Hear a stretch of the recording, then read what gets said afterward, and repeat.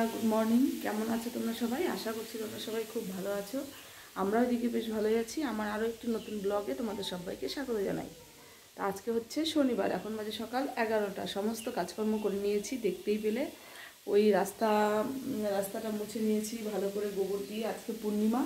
তারপরে হচ্ছে উঠান ঘর সমস্ত কিছু পরিষ্কার করা, একদম গোছানো কমপ্লিট। তারপরে দেখো এদিকে হচ্ছে এই ঘরটা সুন্দর করে মুছে নিয়েছি। তো বন্ধুরা দেখো, সকালে সমস্ত কাজকর্ম করে রান্নায় চলে এসেছি।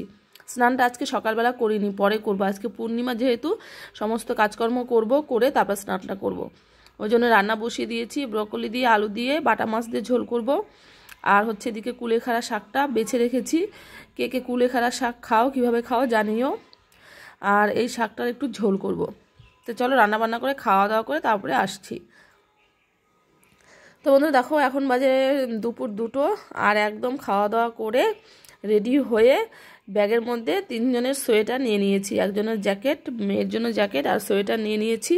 আর আমরা রেডি হয়ে গিয়েছি। এদিকে বর্মশাই ওদিকে তালা মারছে। আর এই যে গাড়ি নিয়ে বেরিয়ে পড়বো। মেয়েকে বলছি সাইকেলটা ঢুকাই দাও ঘরের ভিতরে, কেননা থাকবো না, আস্তে আস্তে অনেকটা রাত হয়ে যাবে। প্রথমেই যাব দিদি বাড়িতে ভাগ্নি রয়েছে, ওদেরকে নিয়ে তারপরে মেলায় যাব। এটা হচ্ছে আমাদের উত্তর দিনাজপুরের মধ্যে সবথেকে ঐতিহাসিক বা ঐতিহ্যপূর্ণ মেলা বলতে পারো। অনেক দিনের প্রাচীনকালের মেলা, এটা দলুয়া মেলা বলে। তো চলো, এই যে রেডি হয়ে গিয়েছি, সাদা শাড়িটা পরে নিয়েছি। আর লাল ব্লাউজটা কেমন লাগলো জানিও, শাড়িটাতে কেমন লাগছে। আর তো চলো এখন ঘরগুলোতে তালা দিয়ে বেরিয়ে পড়বো।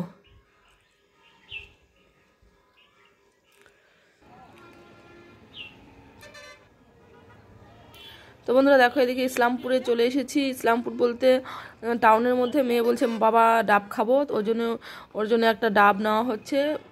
আর ভালোই এখন গরম গরম পড়ে গেছে। তো চলো একটা ডাব নিয়ে তারপরে গাড়িতে বসে যেতে যেতে খাবে। তো ও ডাবটা সম্পূর্ণ খেতে পারলো না, আমাকে দিয়ে দিয়েছে। আর আমি যতটা পারবো খেয়ে নিই। আর তারপরে একদম তোমাদের সঙ্গে দেখা হচ্ছে মেলায়। দিদি বাড়িতে গিয়ে ভাগ্নিদের নিয়ে যাব একদম। তো দেখো বন্ধুরা, প্রচুর ভিড় হয়, অনেক লোকের সমাগম হয় এই হচ্ছে মেলাটাতে। আর আমি কোনোদিনও আসিনি, প্রতিবার শুনেছি এই মেলাটার কথা। প্রতিবার ভাবছি যে যাব, কোনোবার আর যাওয়া হয়ে ওঠে না। এইবার ভাবছি না, এই মেলাটাতে এবার যেতেই হবে যেমন করে হোক। তো চলে এসেছি। দেখো এদিকে ট্রাফিকে এত জ্যাম, আর এত দূর দূরান্ত থেকে লোকজন আসছে। আমরা গাড়িটা ওই রোডে পার্কিং করে রেখে যে হাঁটা শুরু করে দিয়েছি। 8 কিলোমিটার মতো হাঁটতে লাগে। ওই যে আমার দুটো ভাগ্নি রয়েছে, সামনে মেয়ে রয়েছে।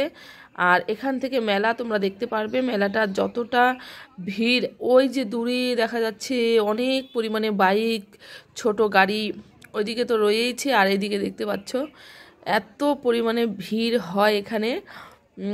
আর এই মেলায় একটা বৈশিষ্ট্য রয়েছে, ধুলো। যে এই মেলায় আসবে ধুলো অবশ্যই খেতে হবে। আর জানো তো কী হয়েছিল, একবার না হারিয়েও গিয়েছিলাম এই মেলার মধ্যিখানে একদম চলে এসেছি।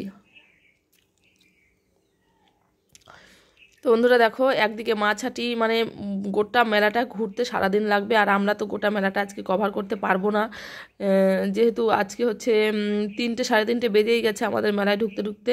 তো চলো যতটা পারবো ঘুরে দেখে নেব।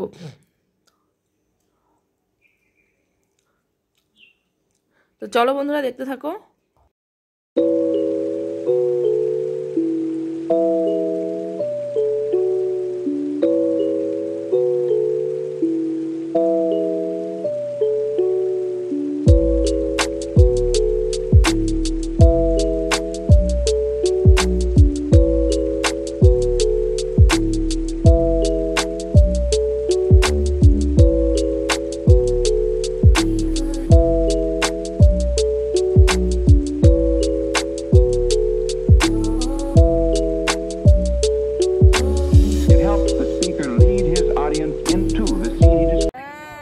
তো বন্ধুরা দেখো, মেলায় ওদিকটা দেখে মন্দিরটা প্রথমে দেখে নিলাম। মন্দিরটাতে প্রণাম করে ভাগনার জন্য একটা গাড়ি নিয়ে নিলাম এখান থেকে নিয়ে। আর তারপরে হচ্ছে ওরা যে শুরু করে দিয়েছে ট্রেন গাড়ি। তারপরে হচ্ছে আরেকটাতে উঠেছিল, সেটা হচ্ছে বড় কি বলে জাম্পিংগুলো, সেগুলোতে উঠেছিল মিকি মাউসে।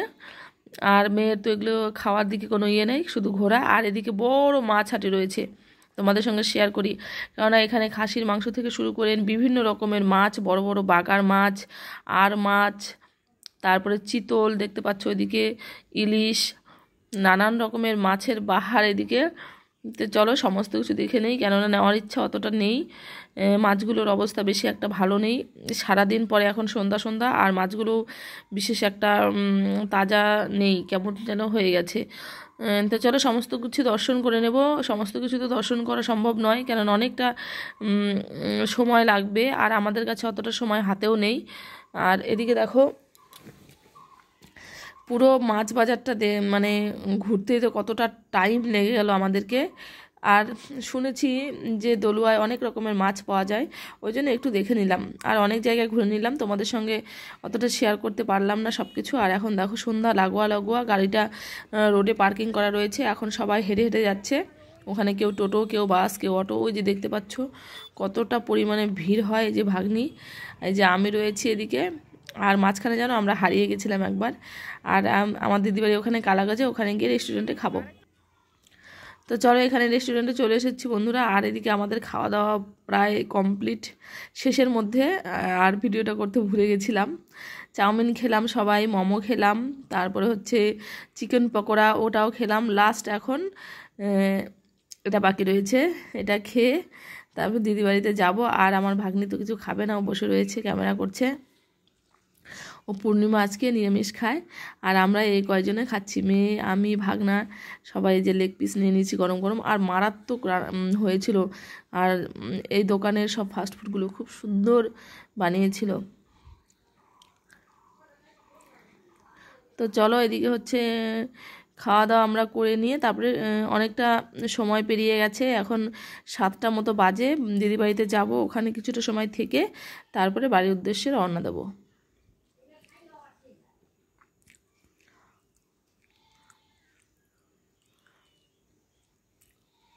তো বন্ধুরা দেখো দিদিবাড়িতে চলে এসেছি, আর আমরা সঙ্গে নিয়ে এসেছি জিলেপি, আসার সময় মিষ্টি নিয়ে এসেছিলাম। আর ভাগ্নি আর দিদি ওরা নিরামিষ খাবে যেহেতু, দুজনে সিঙ্গারা নিয়ে এসেছি। তো চলো এখন হচ্ছে একটু সময় গল্প গুজব করব যে দিদি, আর হচ্ছে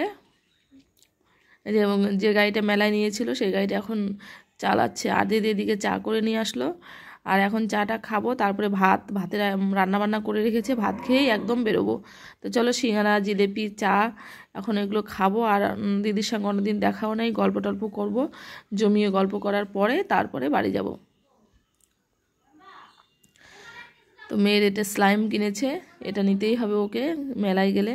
তো চলো বন্ধুরা, তোমাদের সঙ্গে আবার নেক্সট ভিডিওতে দেখা হবে। তোমরা সবাই ভালো থেকো, সুস্থ থেকো। আর আমার ভিডিওটা যদি ভালো লেগে থাকে তাহলে প্লিজ একটা লাইক করে দিও। আবারও তোমাদের সঙ্গে দেখা হবে নতুন আরও একটি ব্লগ নিয়ে। তত সময় তোমরা সবাই ভালো থেকো, সুস্থ থেকো, আর গুড নাইট, টাটা।